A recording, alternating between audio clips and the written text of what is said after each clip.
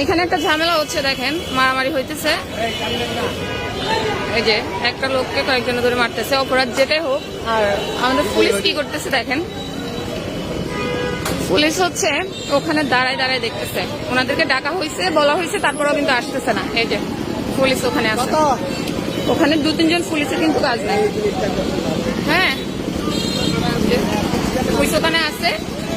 তো পুলিশে কিন্তু আমরা ইশারা দিচ্ছি ওখানে দেওয়ার জন্য, তারপরেও যাচ্ছে না। এই যে আপনারা যে বলেন আইন নিজের হাতে তুলে নেবেন না, নিজের হাতে তুলে নিতে বাধ্য হয় আইনের লোকের কারণে, বুঝছেন। এই যে এখানে কিন্তু 3 জন পুলিশ আছেন, এই যে একজন, এই যে একজন, এবং ওখানে একজন। বাট ওনারা হচ্ছে এই প্রবলেমটা দেখতেছেই না। আমি হচ্ছে বাসে যাচ্ছিলাম, যাওয়ার পথে হচ্ছে দেখি আর কি সালাউদ্দিন মোড়ে ওই লোকটাকে অলরেডি মারছে কয়েকজনে।